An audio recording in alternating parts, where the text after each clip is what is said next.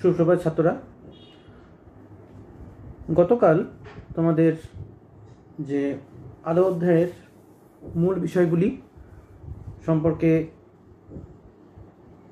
আলোচনা করা সমাপ্ত হয়ে গেছে, কারণ গতকাল ঊর্ধ্বতর মরীচিকা সম্পর্কে তোমাদের বলেছিলাম এবং কয়েকটা প্রতিসরণ বা অভ্যন্তরীণ পূর্ণপতন প্রতিফলন সংক্রান্ত বোধমূলক প্রশ্ন সম্পর্কে আলোচনা করেছিলাম। এবার একটু আধুনিক ধারণা আরও একটু সমৃদ্ধ হওয়ার জন্য আমি তোমাদের আরেকটি বিষয় সম্পর্কে উপস্থাপন করব এবং কিছু ভালো প্রশ্ন যেটা পরীক্ষাতে আসতে পারে এবং ইম্পর্টেন্ট প্রশ্ন আর প্রতিসরাঙ্ক সম্পর্কিত অঙ্ক আজকে তোমাদের কয়েকটা আমি করে দেখাবো। আর আগামীকালই তোমাদের আলো অধ্যায়ের লাস্ট ক্লাস এবং আলো অধ্যায় শেষ হয়ে যাওয়ার পর আমি তোমাদের ফার্স্ট টার্মের লাস্ট অধ্যায় পদার্থের প্রকৃতি এটা শুরু করব।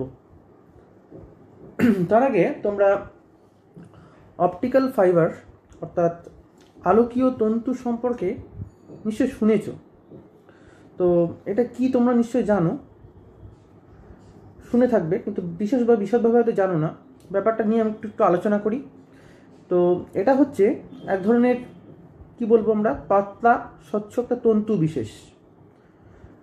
অপটিক্যাল ফাইবারের মধ্যে আমরা দেখেছি যে আলোকরশ্মির অভ্যন্তরীণ পূর্ণ প্রতিফলনের মাধ্যমে আমরা আলোকীয় সংকেত খুব দ্রুততার সঙ্গে পৌঁছতে পারি। তো এটা কী দ্বারা নির্মিত হয়? সাধারণত কাঁচ বা প্লাস্টিক দিয়ে নির্মিত হয়। আমি তোমাদের পরে ছবি দেখাচ্ছি তোমাদের আমি। তো এর কাজটা কি, এর সুবিধাটা কি? অপটিক্যাল ফাইবার দিয়ে লম্বা দূরত্বে কম সময়ে বিপুল পরিমাণ তথ্য পরিবহন করা যায়। আর কি হচ্ছে, এক্ষেত্রে তথ্য পরিবহন করলে তথ্য ক্ষয় কম হয়, অর্থাৎ আলোকরশ্মির পূর্ণ প্রতিফলন হলে কি হয়, শোষণটা কোনোটাই শোষিত হয় না।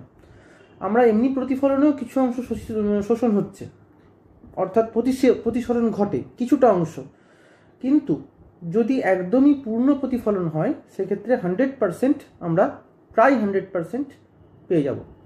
পুরো একই মাধ্যমে ফিরে যাচ্ছে আলোকরশ্মিটা, সেক্ষেত্রে কোনো ক্ষয় হচ্ছে না। তার জন্য কি হচ্ছে, এটা তথ্য পরিবহন ক্ষেত্রে আমাদের খুব উপযোগী। এর মাধ্যমে আমরা অনেক বেশি তথ্য আমরা পেতে পারবো অনেক কম সময়ে। আর এটা কি হয়, তড়িৎচুম্বকীয় ইলেকট্রোম্যাগনেটিক ওয়েভ থেকে মুক্ত। তাই ওই জন্যই অপটিক্যাল ফাইবারের মাধ্যমে আমাদের কী করা হয়, টেলিযোগাযোগ করা হয়। তোমরা সবাই জানো যে টেলিযোগাযোগের ক্ষেত্রে আমরা অপটিক্যাল ফাইবার ইউজ করি, এখনও করি। কিন্তু অপটিক্যাল ফাইবার আস্তে আস্তে কী হচ্ছে, তার মান উন্নত হচ্ছে।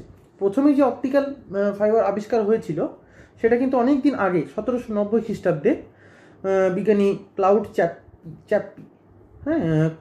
চ্যাপ্পি বা ক্লাউড বলতে পারো, ক্লাউড চ্যাপ্পি এই বিজ্ঞানীর নাম। তিনি একজন ফরাসি বিজ্ঞানী ছিলেন। তো তিনি এটা আবিষ্কার করেছিলেন সর্বপ্রথম অপটিক্যাল টেলিগ্রাফ নাম। এই পদ্ধতি কি করা হতো, যে মনুষ্য অপারেটর কি করতো, এক টাওয়ার থেকে অন্য টাওয়ারে বার্তা পাঠাতো। কিন্তু পরবর্তীকালে কি এসেছিল, ইলেকট্রিক টেলিগ্রাফ এসেছিল, এবং তখন কি হয়ে যায়, এই পদ্ধতি আর তখন চলে না। তো তারপরে তখন 1880 খ্রিস্টাব্দে তখন কি হয়, যে অপটিক্যাল টেলিফোন সিস্টেম আবিষ্কার হয়েছিল। তো তখন যেটা হচ্ছে ফটোফোন নামে পরিচিত ছিল, তোমরা হয়তো পড়ে থাকবে। এবং তিনি কি করেছিলেন, তিনি বাতাসে আলোর সিগন্যাল পাঠানোর চিন্তা ভাবনা করেছিলেন। কিন্তু আবহাওয়া কি করতো, আলোকে যথাযথ ট্রান্সমিট করতে পারতো না। এর ফলে কি হচ্ছিল, আবহাওয়া যেহেতু যথাযথভাবে ট্রান্সমিট করতে পারতো না, তখন কি হয়, এই উদ্দেশ্যটা ব্যাহত হতো। আর বর্তমানে কি হয়, আলোকরশ্মির অভ্যন্তরীণ পূর্ণ প্রতিফলন করা হয়। এর আবিষ্কার করেন কে, সুইস পদার্থবিদ ড্যানিয়েল কলোডন এবং ফরাসি পদার্থবিদ জ্যাকন্স ব্যাবিনেট নামক দুজন বিজ্ঞানী 1840 খ্রিস্টাব্দে। এই ধারণা নিয়ে 1920 খ্রিস্টাব্দে হেনরিচ ল্যাম অ্যান্ড মিউনিক নামের একজন ছাত্র টেলিভিশনের ইমেজ স্বচ্ছ কাঁচদণ্ডের মধ্যে দিয়ে পাঠাতে সমর্থ হন। কিন্তু তাদের আবিষ্কৃত যে ইমেজ কোয়ালিটি ছিল সেটা ভালো ছিল না। এতদিন পর্যন্ত যেভাবে ট্রান্সমিশন করা হতো সবই ছিল আনক্লাডিং। অর্থাৎ আনক্লাডিং মানে হচ্ছে কি, যেটা হচ্ছে কি বেশিরভাগ আলো চারিদিকে ছড়িয়ে পড়তো। আলো ছড়িয়ে পড়ার ফলে কি হতো, ডিসপারশন বেশি হলে সিগন্যালটা কি হয়ে যাবে, দুর্বল হয়ে যাবে। ডিসপারশন বেশি হলে সিগন্যালটা দুর্বল হয়ে যাবে। এবং পরবর্তীতে আমেরিকান পদার্থবিদ ব্রায়ান ও ব্রায়ান সর্বপ্রথম ক্লাডিং অপটিক্যাল ফাইবার ব্যবহারে সমর্থ হন। ক্লাডিং অপটিক্যাল ফাইবার এখন বর্তমানে যেটা হচ্ছে যে ক্লাডিং অপটিক্যাল ফাইবার। আমরা যোগাযোগ ব্যবস্থায় যে অপটিক্যাল ফাইবার কোনটা ব্যবহার করা হয়ে যাবে, যে ইলেকট্রিক্যাল আমরা ইউজ করতে পারি, কেমন কিছু ছাড়ের উপর নির্ভর করে। যেমন দেখো একটা ব্যান্ডউইথ, আমরা ব্যান্ডউইথ মানে অধিক দূরত্ব প্রেরণ করতে হলে সাধারণত অপটিক্যাল ফাইবার বেশি পছন্দ। এর প্রধান সুবিধা হচ্ছে কি, আগেই বললাম যে তথ্যের ক্ষতি প্রচণ্ড কম এক্ষেত্রে। আর কি ফলে অধিক দূরত্বে কি হবে, যে অ্যাম্প্লিফায়ার বা রিপিটার ছাড়াই এটা ব্যবহার করা হয় এবং ডেটা পরিবহন ক্ষমতা এর অনেক অনেক বেশি, হাজার হাজার গুণ। হ্যাঁ, তো আমরা মানে যদি এতই বেশি ক্ষমতা যে এই পেতে যে হাজার হাজার অপটিক্যাল লিঙ্ক লাগবে কেবল অপটিক্যাল ফাইবারকে প্রতিস্থাপন করতে, সেই ফাইবার তামার তুলনায় অনেক হালকা। 700 কিলোমিটার যদি টেলিযোগাযোগ তামার কেবলের ওজন যদি 20 টন হয়, তাহলে ওই একই কেবল যদি ফাইবার দিয়ে বানানো হয় তাহলে লাগে কেবল 7 কেজি কাঁচ। বুঝতে পারছো? তাহলে আমরা তামার 700 কিলোমিটার টেলিযোগাযোগ ব্যবস্থার জন্য যদি 20 টন তামার কেবলের প্রয়োজন হয়, তাহলে কি হবে, ওই একই কেবল যদি ফাইবার দিয়ে বানানো হয় তাহলে লাগে কেবল 7 কেজি কাঁচ। আরও সুবিধা হচ্ছে একাধিক ফাইবার পাশাপাশি অনেক দূরত্ব অতিক্রম করলেও যদি ক্রসটক, যদি আমরা বলি ক্রসটক যদি না হয়ে যায়, তার জন্য কি হয়, কি হয়, একটা এই অপটিক্যাল ফাইবারের ইউজ করা হয়। মানে ইলেকট্রিক কেবলের একটা সমস্যা হচ্ছে ক্রসটক হয়ে যেতে পারে। সেক্ষেত্রে আমরা যদি অপটিক্যাল ফাইবার ইউজ করি সেক্ষেত্রে ক্রসটকের কোনো সমস্যা হবে না। তাহলে এখানে সুবিধা কি কি অপটিক্যাল ফাইবারের, যে উপাদানের খরচ কম, প্রথম কথা, ট্রান্সমিটার ও রিসিভারের খরচ কম, আর কি হচ্ছে তড়িৎ শক্তির সংকেত একই সাথে পাঠানোর ক্ষমতা। তড়িৎ যোগাযোগের এই সুবিধার কারণে সাধারণত স্বল্প দূরত্বের অবস্থায় অপটিক্যাল ফাইবার কিন্তু ব্যবহৃত হয় না। তবে গবেষণাগারে এই প্রযুক্তি তৈরি করা হয়েছে, মানে স্বল্প ক্ষেত্রেও, কোনো কোনো ক্ষেত্রে স্বল্প দূরত্বে বা কম ব্যান্ডউইথের ক্ষেত্রে অপটিক্যাল ফাইবার ব্যবহার করা যেতে পারে। যেমন দেখো ইলেকট্রোম্যাগনেটিক ইন্টারফারেন্স মানে কি তড়িৎ চুম্বকীয় বাধা বা আণবিক তেজস্ক্রিয়তা প্রতিরোধে অপটিক্যাল ফাইবার ব্যবহার করা খুব কার্যকর। উচ্চ বৈদ্যুতিক রোধ, যার কারণে উচ্চ ভোল্টের যে বৈদ্যুতিক যন্ত্রপাতি তার মাঝে ব্যবহার করা যেতে পারে। হালকা ওজন, যা বিশেষ করে আকাশযানের ক্ষেত্রে গুরুত্বপূর্ণ, মানে সেক্ষেত্রেও ব্যবহার করা যেতে পারে। কোনো স্পার্ক হয় না, ফলে দাহ্য বস্তুর ক্ষেত্রেও ব্যবহার করা যায়। আর কি তড়িৎচুম্বকীয় বিকিরণ হয় না, তড়িৎচুম্বকীয় বিকিরণ হয় না এবং সংকেত না নষ্ট করে ট্যাপ করা একে খুব কঠিন, যা নিরাপত্তা ব্যবস্থার ক্ষেত্রে অতি গুরুত্বপূর্ণ। আর এই ক্ষেত্রে কী হয়, অপটিক্যাল ফাইবারের তারের আকার খুবই ছোট হয়। ওকে, তাহলে ইন্টারন্যাশনাল টেলিকমিউনিকেশনের ক্ষেত্রে আমাদের অপটিক্যাল ফাইবার খুবই গুরুত্বপূর্ণ এবং ন্যাশনালও খুব গুরুত্বপূর্ণ। ওকে, তাহলে এই গেল আমাদের অপটিক্যাল ফাইবার সম্পর্কে ধারণা। এবার তোমাদের একটা প্রশ্ন মাঝে মাঝে দিতে পারে যে আলোকীয় তন্তু মানে অপটিক্যাল ফাইবারকে পূর্ণ প্রতিফলন ঘটনাটির প্রয়োগ কীভাবে ঘটানো হয় তার নীতি সংক্ষেপে বিবৃত করো। এই প্রশ্নটা তোমাদের অনেক সময় দেয় যে আলোকীয় তন্তুতে পূর্ণ প্রতিফলন ঘটনাটির প্রয়োগ কীভাবে ঘটানো হয় তার নীতি সংক্ষেপে প্রয়োগ করো। কীভাবে আমরা ব্যাখ্যা দেব যে আলোকীয় তন্তু বা অপটিক্যাল ফাইবার হলো এক প্রকার স্বচ্ছ নমনীয় চুলের মতো সরু তন্তু। হ্যাঁ, পাতলা স্বচ্ছ তন্তু বিশেষ, আমি আগেই বললাম, এটা তোমাদের প্রথমেই বললাম। তো এক্ষেত্রে কি করা হয় যে আলোর পূর্ণ প্রতিফলন ধর্মকে কাজে লাগিয়ে এই তন্তুর মধ্যে আলোক সংকেতকে সহজে এবং দক্ষতার সঙ্গে দীর্ঘ দূরত্বে পাঠানো হয়। এই তন্তুর মাঝখানে কি থাকে, কাঁচ বা কোয়ার্টজ নির্মিত সরু চোঙাকৃতি অংশ বা কোর। একটা। আর এই মজ্জার চারিদিকে অপেক্ষিত কম প্রতিসরাঙ্কযুক্ত কাঁচ কোয়ার্চ নির্মিত সরু চোঙাকৃতি অংশ বা মজ্জা বা কোর। ওকে, তাহলে এই যে কোয়ার্চ বা পলিমারের প্রলেপ দেওয়া থাকে কম প্রতিসরাঙ্কযুক্ত, এইটাকে বলা হয় ক্লাডিং। আগে ছিল আনক্লাডিং, এখন হচ্ছে ক্লাডিং।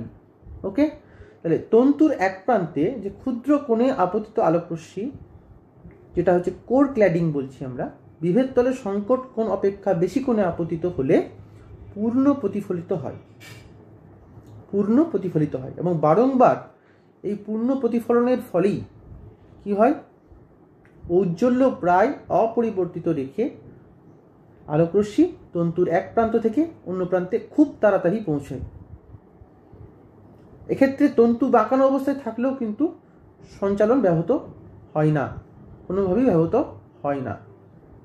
ওকে, তাহলে এটা হলো অপটিক্যাল ফাইবার, এর মধ্যে দিয়ে আলোকরশ্মির গমন কীভাবে হচ্ছে বা অভ্যন্তরীণ পূর্ণ প্রতিফলন কীভাবে ঘটছে। এবার কোশ্চেনটা এইভাবেও দিতে পারে যে আলোকীয় তন্তুর ভিতর কীভাবে আলোকরশ্মির অভ্যন্তরীণ পূর্ণ প্রতিফলন ঘটে দেখাও। এরপর তোমাদের আমি একটা ছবি দেখাচ্ছি, তোমরা তাহলে আরও ক্লিয়ার বুঝতে পারবে। ছাত্ররা এই ছবিটার মধ্যে লক্ষ্য করো টোটাল ইন্টারনাল রিফ্লেকশন কীভাবে ঘটছে, ইনসিডেন্ট লাইট, এবং এটা হচ্ছে স্ট্রেট একটা ফাইবার অপটিক্স, তার মধ্যে দেখো ফাইবার ক্ল্যাডিং করা হয়েছে। এই ক্ল্যাডিংয়ে দেখো যে আউটার কোরটা আছে, আউটার কোরটার থাকে লো রিফ্র্যাক্টিভ ইন্ডেক্স, ঠিক আছে, লো রিফ্র্যাক্টিভ ইন্ডেক্স, লো রিফ্র্যাক্টিভ ইন্ডেক্স। আর যেটা দেখো ইনার কোর আছে, ইনার কোরটা থাকে হচ্ছে হাই রিফ্র্যাক্টিভ ইন্ডেক্স। এটা হচ্ছে total internal reflection through fibre optics. এইভাবেই ফাইবার অপটিক্সের মধ্যে টোটাল ইন্টারনাল রিফ্লেকশন হয় এবং আলোকরশ্মি এক স্থান থেকে অন্য স্থানে অনেক দ্রুত চলে যেতে পারে, এবং এর মাধ্যমে কি পেতে পারি আমরা, তথ্য নষ্ট না করে, অর্থাৎ আলোকরশ্মির কোনো শোষণ হয় না এক্ষেত্রে, যেহেতু টোটাল ইন্টারনাল রিফ্লেকশন হচ্ছে প্রায় পূর্ণ অংশে প্রতিফলিত হয়ে যাচ্ছে, তাই এখানে কোনো অংশের তথ্য আমরা নষ্ট হয়ে যায় না, পুরোটাই আমরা এক স্থান থেকে অন্য স্থানে পাঠাতে পারছি। এইভাবে ফাইবার অপটিক্সের মধ্যে দিয়ে পূর্ণ প্রতিফলন ঘটে। ওকে, নেক্সট যে টপিকটা তোমাদের এই আরেকটা প্রশ্ন আসে যে প্রতিসরণ সূত্র ব্যবহার করে প্রতিফলনের সূত্রটি কীভাবে প্রতিষ্ঠা করবে। প্রতিফলনের সূত্র ব্যবহার করে প্রতিসরণের সূত্র কীভাবে প্রতিষ্ঠা করা যায়, আমরা ওই বিষয়টাই আসছি। এই প্রশ্নটি তোমাদের পরীক্ষায় আসে, প্রতিসরণের সূত্র ব্যবহার করে প্রতিফলনের সূত্রটি কীভাবে প্রতিষ্ঠা করা যায়। আগেই আমরা প্রতিফলনের সূত্র যেটা সেকেন্ড লটা আছে সেটা কি, অ্যাকচুয়ালি দ্বিতীয় সূত্রটা কি ছিল, প্রথম সূত্রটা তো একই রকম অনেকটা প্রতিফলনের ক্ষেত্রে প্রতিসরণের ক্ষেত্রে দ্বিতীয় সূত্র হচ্ছে যে নির্দিষ্ট বর্ণের আলোর ক্ষেত্রে আপাতন কোণের সাইন প্রতিসরণ কোণের সাইনের অনুপাত সর্বদা ধ্রুবক হয়, এই ধ্রুবককে প্রতিসরাঙ্ক বলা হয়। তাহলে দুটি মাধ্যমের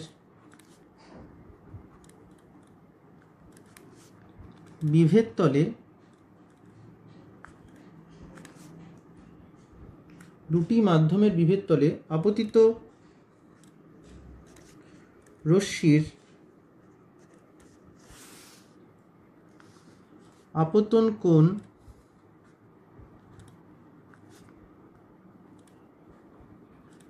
I1 ও প্রতিসরণ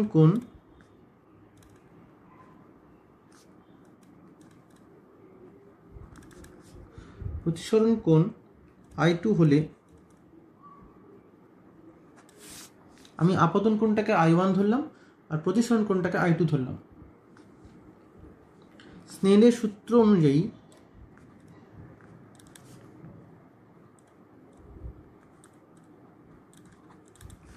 সাইন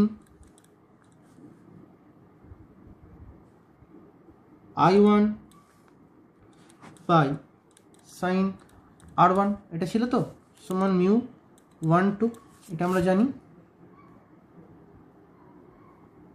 ওকে,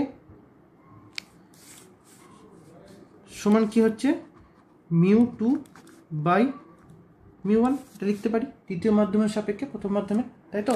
প্রথম মাধ্যমের μ2/μ1 সমান লিখতে পারি আমরা কি v1/v2,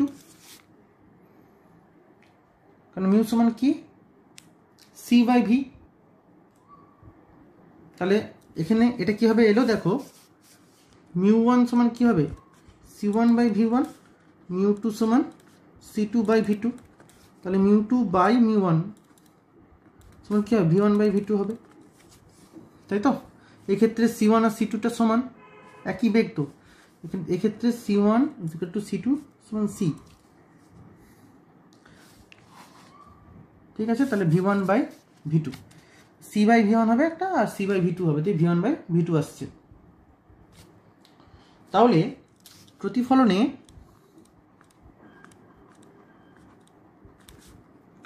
আলোর বেগের মান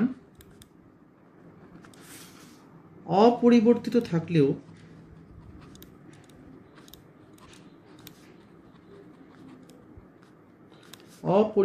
থাকলেও বেগের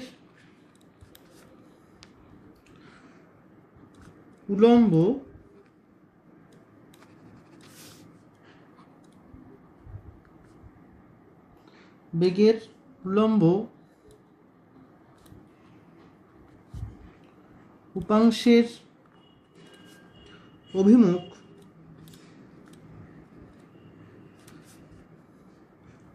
পরিবর্তিত হওয়ার জন্য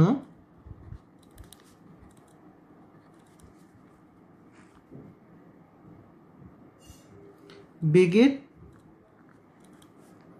অভিমুখ কি করে বদলায়,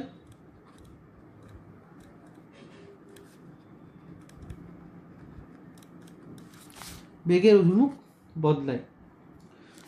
প্রতিফলনের ক্ষেত্রে কি হয়? প্রতিফলনের ক্ষেত্রে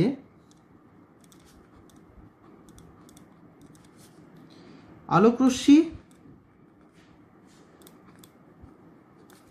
প্রথম মাধ্যমেই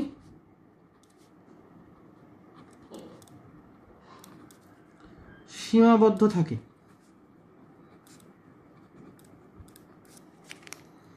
এটা আমরা জানি। তাহলে অতএব এই যে সম্পর্কটা এলো, এটাকে আমরা 1 নম্বর সমীকরণ দিচ্ছি। 1 নম্বর সমীকরণে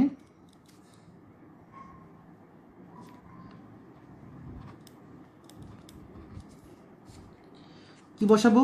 v2 সমান -v1 বসিয়ে পাই v2 সমান -v1 বসিয়ে কি পাবো?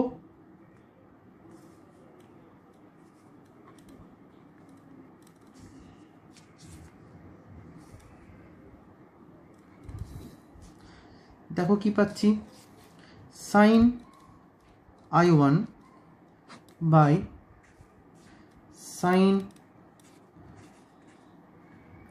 r1টা কি ছিল এখানে, প্রতিসরণ কোণটা কি ধরেছি, i2 ধরেছি, sin i1 বাই i2 সমান কি ধরলাম -v1 by v1 by -v1। ওকে, তাহলে অতএব এখানে করি, অতএব sin i1 by sin i2 সমান কি হবে -1, তো এটা কেটে যাচ্ছে। তাহলে অতএব sin i1 সমান sin i2 পাচ্ছি আমরা। সমান কি লিখতে পারি, sin এবারে আমরা কেটে দিতে পারি, i1 সমান -i2, যা প্রতিফলনের দ্বিতীয় সূত্রকে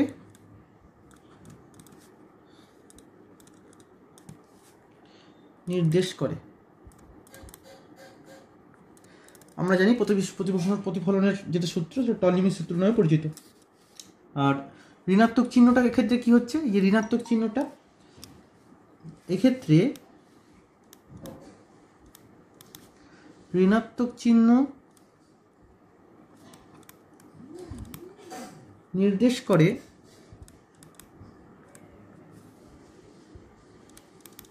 এক্ষেত্রে ঋণাত্মক চিহ্ন নির্দেশ করে যে কোণ I2 কে বিপরীত দিকে পরিমাপ করা হয়। তাহলে এইভাবেই প্রতিসরণের সূত্র ব্যবহার করে আমরা প্রতিফলনের সূত্রকে প্রতিষ্ঠা করছি। এইটা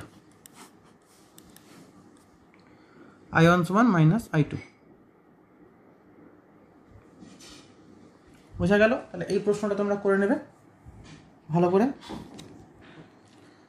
প্রতিসরণের সূত্র ব্যবহার করে প্রতিফলনের সূত্রটি কীভাবে প্রতিষ্ঠা করা যায়, এটা হচ্ছে কোয়েশ্চেন তোমাদের, এটা হচ্ছে অ্যান্সার। 3 নাম্বার থাকে। বোঝা গেল। এবার তোমাদের কটা আমি অঙ্ক করাবো প্রতিসরণ সংক্রান্ত, তোমরা লক্ষ্য করো। অঙ্কে যাবার আগে আমাদের এই বিষয়টি নিয়ে একটু উপস্থাপন করতে হবে, কারণ অঙ্ক করতে গেলে এই যে সূত্রটা আমি এখন তোমাদের বলবো, দুটো সূত্র, এই দুটোও কাজে লাগবে। Angle of deviation due to reflection of light and refraction also. তো এক্ষেত্রে আলোকরশ্মির চ্যুতি বলতে কি বোঝায়, অ্যাঙ্গেল অফ ডেভিয়েশন, এই সংজ্ঞাটা কীভাবে লিখবো আমরা। প্রথম দিন তোমাদের আমি প্রতিফলনের মাধ্যমে বুঝিয়েছিলাম যে চ্যুতি কোনটা হচ্ছে। তো এক্ষেত্রে একটা চ্যুতি কোণের একটা মান আসবে, সেই মানটা আমি এখন ভালো করে আরও ডিসকাস করব। তো সেক্ষেত্রে আমরা বলতে পারি কি, আলোকরশ্মি সমতল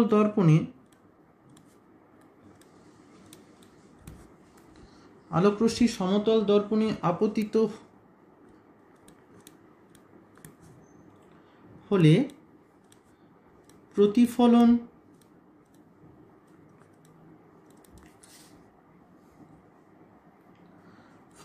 প্রতিফলনের ফলে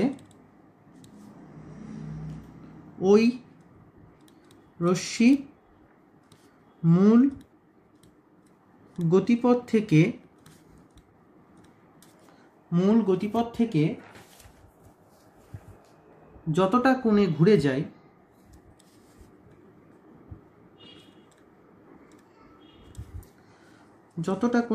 যায়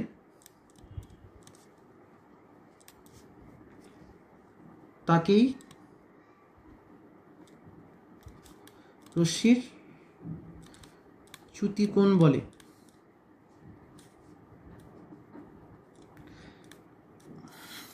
কিন্তু এই চ্যুতিকোণটা কিন্তু আলোকরশ্মির প্রতিফলনের জন্য তৈরি হচ্ছে, সমতল দর্পণে আপতিত হচ্ছে যখন। তাহলে যদি এক্ষেত্রে আমরা প্রতিসরণের ক্ষেত্রে বলি, তাহলে প্রতিসরণের ক্ষেত্রে কিন্তু অন্য সূত্র হবে। আর এমনিতে যদি আইকোণ আমরা যদি বলি,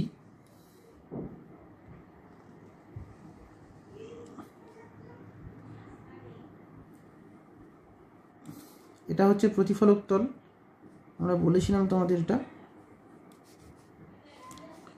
এটা হচ্ছে ইনসিডেন্ট রে, এটা হচ্ছে আফটার রিফ্লেকশন যে রেটা যাচ্ছে, ঠিক আছে। আমরা নাম দিচ্ছি এটা হচ্ছে আপতন বিন্দু ও, এটা যদি প্রতিফলন ডি ড্যাশ, এ ও পথে যাচ্ছে আর বি ও বি পথে ফিরে যাচ্ছে। এখানে যদি অঙ্কিত অভিলম্ব অঙ্কন করি, আমরা এদিকেও অঙ্কন করতে পারি। তো ছবিটা আমার একটু হাতে আঁকলাম বলে ঠিক হলো না অ্যাঙ্গেলটা, যাই হোক এই দুটো কোণকে নাম দিলাম আই কোণ, এটা হচ্ছে আর কোণ। তো অ্যাকচুয়ালি যে সূত্রটা হবে, এটা যদি আমরা বাড়িয়ে দিই, আলোকরশ্মিটা এইদিকে আসার কথা ছিল আমার,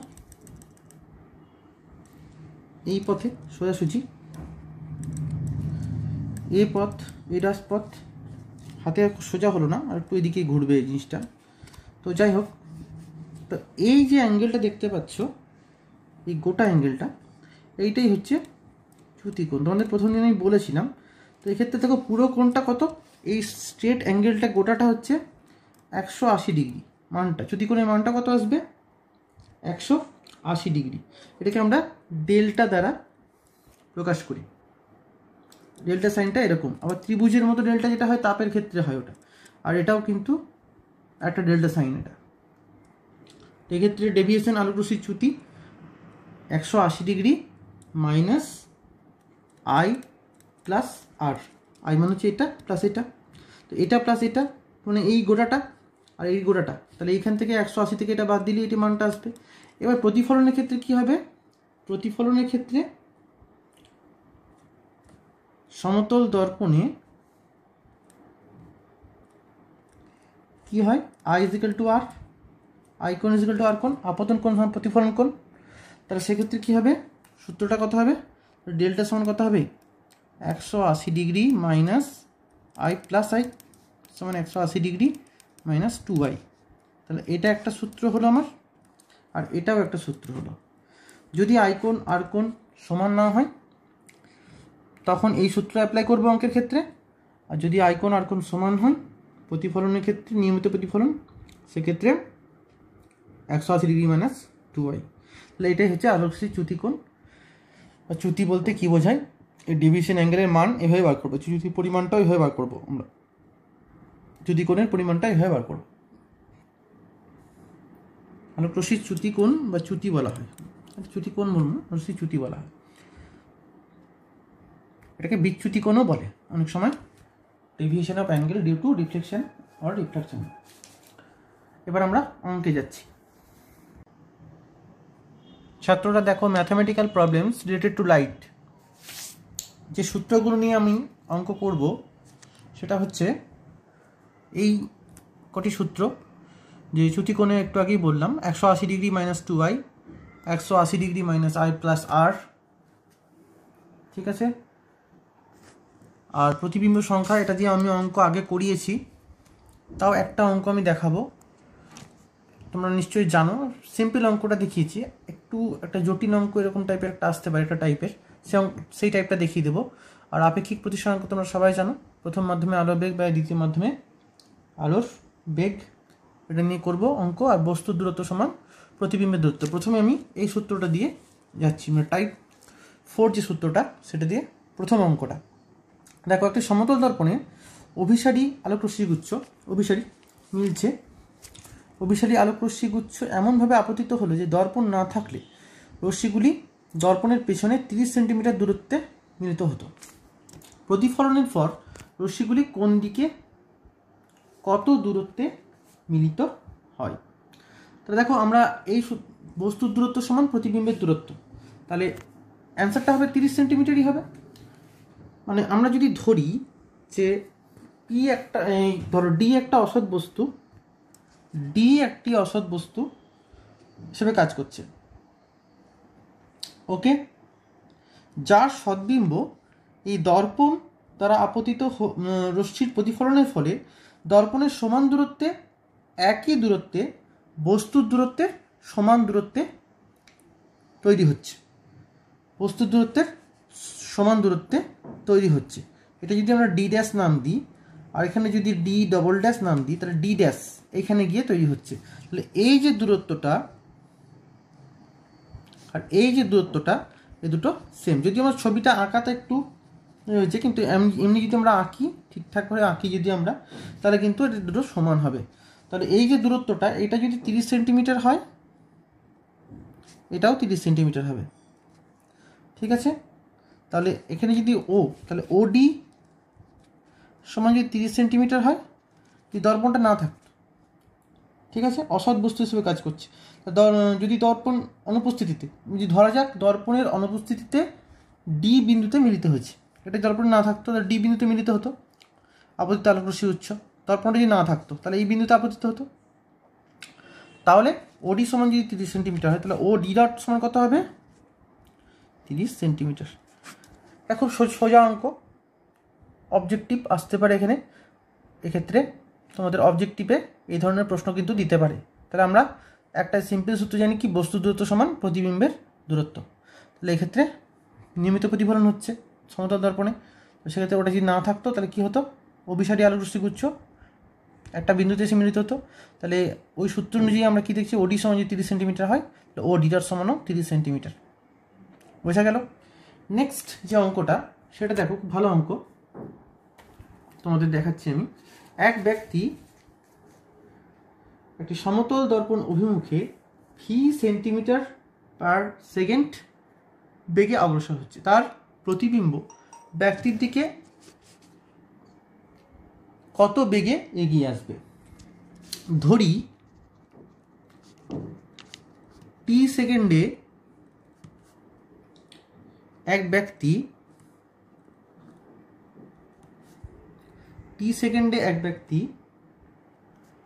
ভি মিটার পার সেকেন্ড বেগে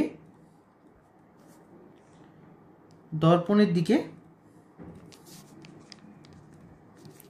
অগ্রসর হচ্ছে। ঠিক আছে, টি সেকেন্ডে ব্যক্তির সরণ কত হবে?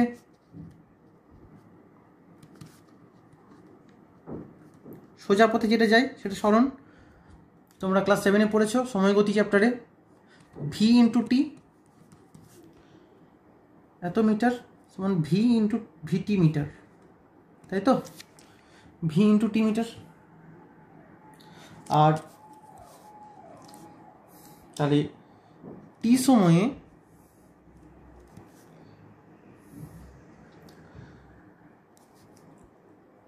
প্রতিবিম্বের সরণ কত হবে? ভিটি মাইনাস ভিটি, তাই তো? কারণ কি, ওই একই সময় দেখো প্রতিবিম্ব দর্পণের সমান দূরত্ব, অর্থাৎ ভিটি মিটার এগিয়ে আসছে। প্রতিবিম্ব দর্পণের সমান দূরত্ব ভিটি মিটার এগিয়ে আসছে, তাহলে টি সময়ে প্রতিবিম্বের সমানটা কত হচ্ছে?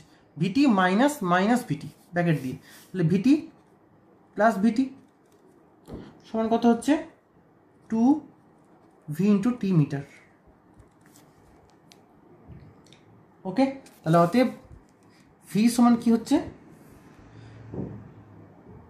2 ভিটি বাই টি সমান 2 ভি, মানে প্রতিবিম্বের বেগ। ভি ড্যাশ করলাম এটাকে, তাহলে ভি ড্যাশ হচ্ছে কি, যেখানে ভি ড্যাশ সমান হচ্ছে প্রতিবিম্বের বেগ।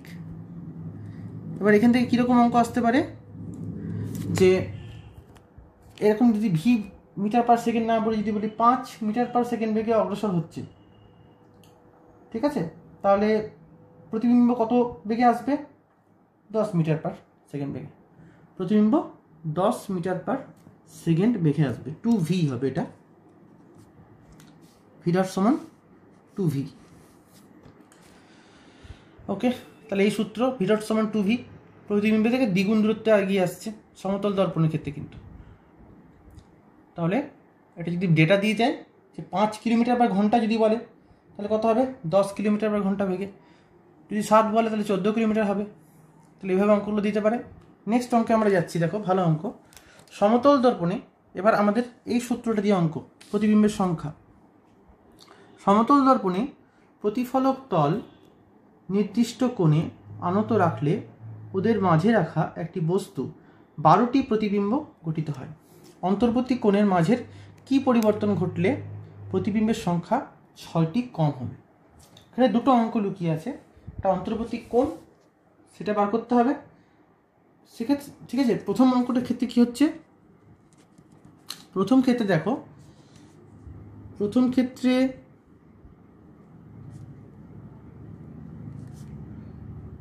দর্পণদ্বয়ের অন্তর্বর্তী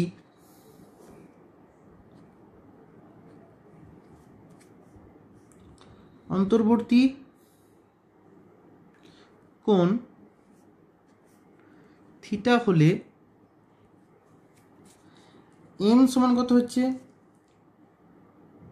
12 সমান হচ্ছে কত? 360 ডিগ্রি বাই থিটা।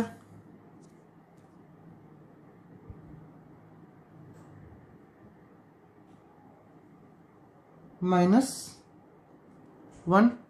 12টা প্রতিবিম্ব বলেছে, এক্ষেত্রে কটা প্রতিবিম্ব বলছে? 12টা প্রতিবিম্ব। তাহলে এক্ষেত্রে কত হচ্ছে? 12 প্লাস 1 সমান কত হচ্ছে? 13। 360 ডিগ্রি বাই 60 সরি থিটা, তাহলে থিটা সমান কত হচ্ছে 360 বাই 13। এবার এটা ভাগ যাবে না, যেহেতু ভাগ না গেলে কি বলেছিলাম, যেটা দশমিকে আসবে সেই ঘরের প্রথম সংখ্যাটা নেব। তো 13 2 26, 13 3 39, 13 2 26, 13 9, 13 8,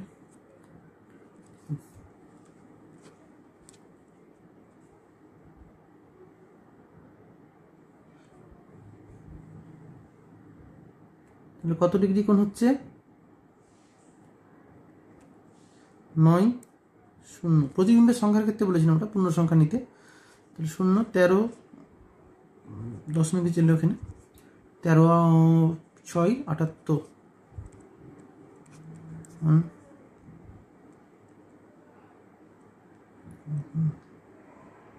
তাহলে 27.6 ডিগ্রি সেলসিয়াস। 27 নিয়ার অ্যাবাউট কি হচ্ছে 27.6 ডিগ্রি সেলসিয়াস, নয় সরি 27.6 ডিগ্রি। থিটার মানটা কত হচ্ছে 27.6 ডিগ্রি। নেক্সট যে অঙ্কটা দিয়েছে দেখো আমাদের, দ্বিতীয় ক্ষেত্রে প্রতিবিম্বের সংখ্যা কতগুলো কম হবে, 6টা কম হবে। তাহলে দ্বিতীয় ক্ষেত্রে প্রতিবিম্বের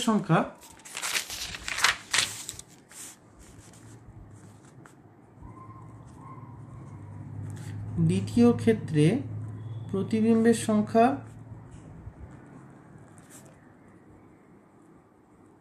ছটি কম হলে প্রতিবিম্বের সংখ্যা কত হবে,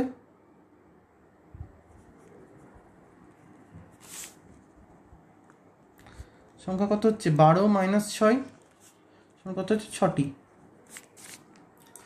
12 - 6 6টি। তাহলে এক্ষেত্রে তাহলে কত হবে, অন্তর্বর্তী কোণ থিটা ডট ধরলাম,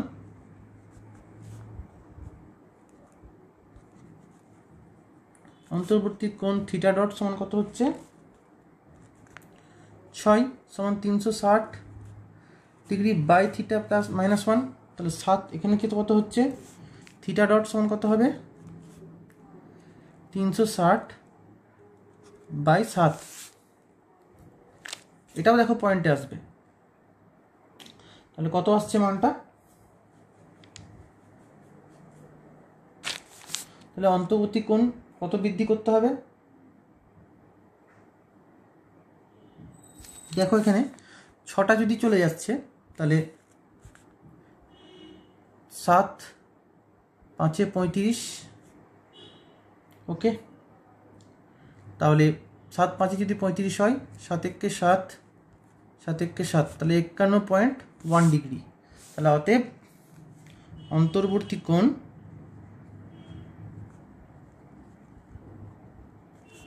সমান 51.1 মাইনাস 27.6, এটা ডিগ্রি হলো, সমান বাদ দিলে কত আসছে 5,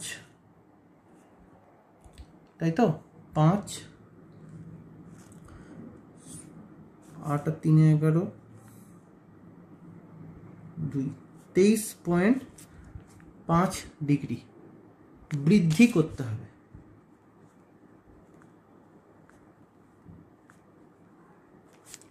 তাহলে অন্তর্বর্তী কোণের মান কত বৃদ্ধি করতে হবে, কোণের মান কি পরিবর্তন করতে হবে বলছে, দ্বিতীয় অঙ্কটা কি চেয়েছিল, অন্তর্বর্তী কোণের মানে কি পরিবর্তন ঘটলে প্রতিবিম্বের সংখ্যা 6টি কম হবে। তাহলে আমরা কি লিখব, যে অন্তর্বর্তী কোণের মান 23.5 ডিগ্রি বৃদ্ধি করলে প্রতিবিম্বের সংখ্যা 6টি কম হবে। নেক্সট অঙ্ক যেটা আছে দেখো, এটা কিন্তু আমাদের আপেক্ষিক প্রতিসরাঙ্কের অঙ্ক, যে প্রথম মাধ্যমে আলোর বেগ বা দ্বিতীয় মাধ্যমে আলোর বেগ। তাহলে পরম প্রতিসরাঙ্ক, এক্ষেত্রে যে শূন্য মাধ্যমে যদি হয়, শূন্য মাধ্যমের সাপেক্ষে যদি অন্য কোনো মাধ্যম নেয় সেটাকে বলা হয় পরম প্রতিসরাঙ্ক। তাহলে পরম প্রতিসরাঙ্ক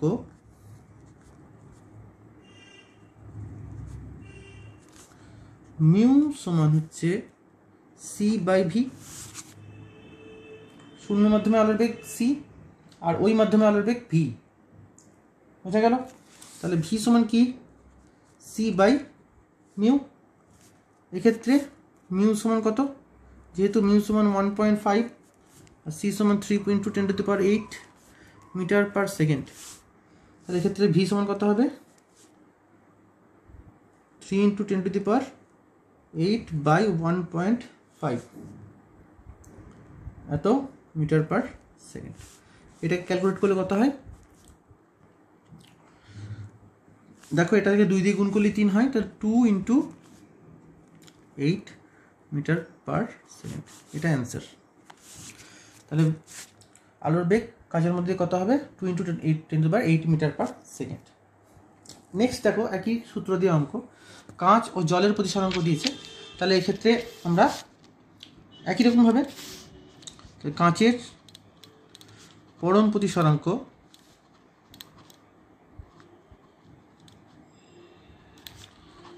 মিউ জি লিখলাম, কারণ গ্লাস মিউ জি হলে সমান কী হবে C/V, এখানে জি ধরলাম আলোর বেগ, কাঁচের মাধ্যমে আলোর বেগ, কাঁচের মাধ্যমে আলোর বেগ কত বলেছে 2 × 10⁸ মিটার পার সেকেন্ড। ঠিক আছে, এবার কাঁচ মাধ্যমে আলোর বেগটা বলে দিয়েছে, আলোর বেগটা বার করতে বলেছে। ওকে, আলোর বেগটা বার করতে বলেছে, অর্থাৎ আমাকে কোনটা বলছে, জলে আলোর বেগ কত, জলে আলোর বেগটা বার করতে বলেছে। তাহলে কাঁচ ও জলের প্রতিসরাঙ্ক যথাক্রমে 1.5 এবং 4/3, এবং কাঁচে আলোর বেগটা দিয়ে দিয়েছে, জলে আলোর বেগটা বার করতে বলেছে। তাহলে আমরা C/VG সমান কত, প্রতিসরাঙ্ক 1.5 বলে দিয়েছে।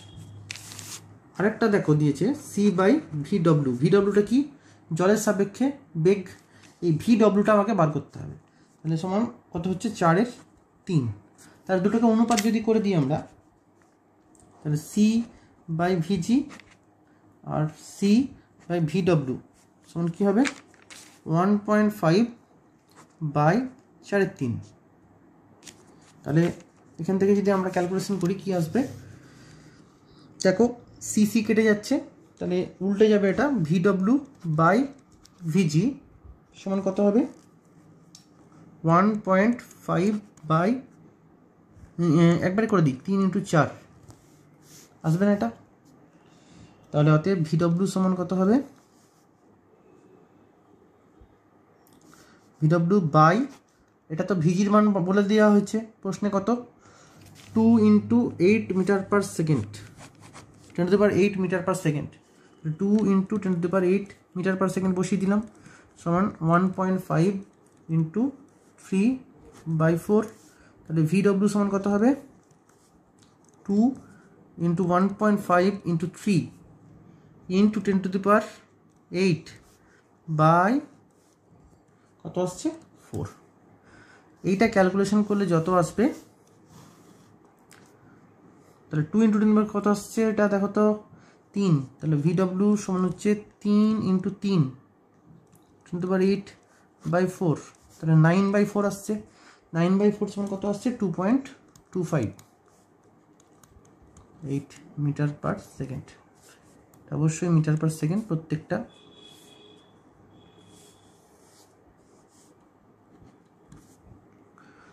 তাহলে জলে আলোর বেগ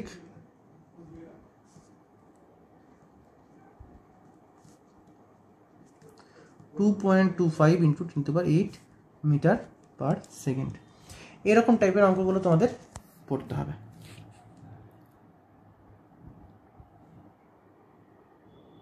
বোঝা গেল?